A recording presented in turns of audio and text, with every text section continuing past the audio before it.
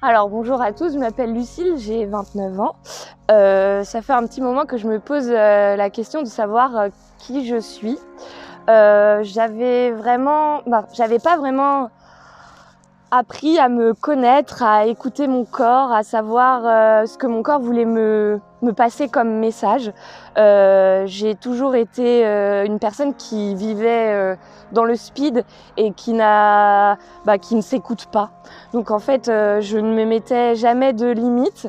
Je passais la plupart de mon temps à foncer droit dans le mur sans me poser aucune question.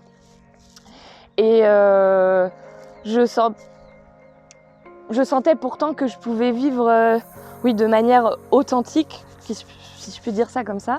C'est-à-dire que je vivais une relation assez compliquée avec mon copain et ça m'a fait prendre conscience que je pouvais vivre autrement, d'une manière totalement différente et surtout de penser complètement différemment.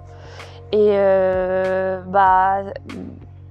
à cause et grâce, on va dire aussi, à cette crise de vie, j'ai rencontré Stéphanie.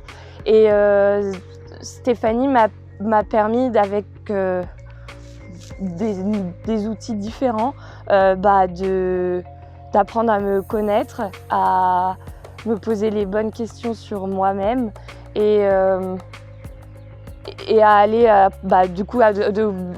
grandir et à aller vers l'avant.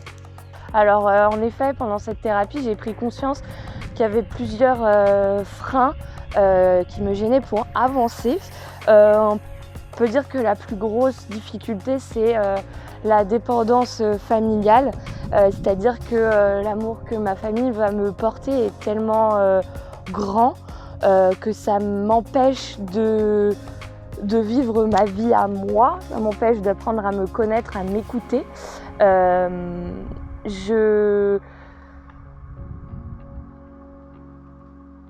adopté en fait les mêmes comportements du clan, on va dire ça comme ça. C'est-à-dire que la manière dont ma mère a vécu sa vie, elle aimerait que je vive ma vie de la même manière et moi ça m'empêche totalement d'avancer,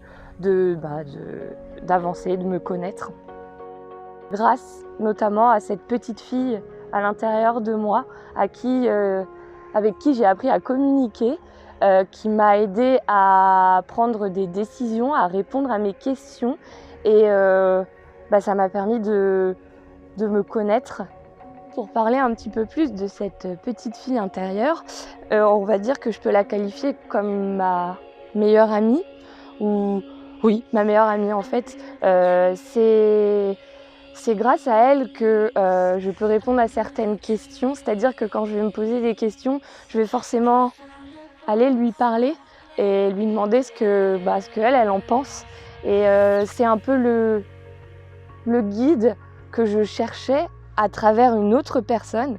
Et en fait, je l'ai découvert, j'ai découvert qu'en fait, ce guide, c'était moi et que c'était cette petite fille qui vivait à l'intérieur de moi. Et je m'en sers énormément quand c'est des moments de crise.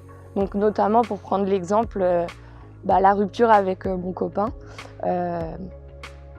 C'était très compliqué et du coup j'ai pas mal fait appel à cette petite fille pour me consoler, pour me rassurer, pour me dire que je suis pas toute seule. Grâce à elle, vraiment grâce à elle, j'ai pu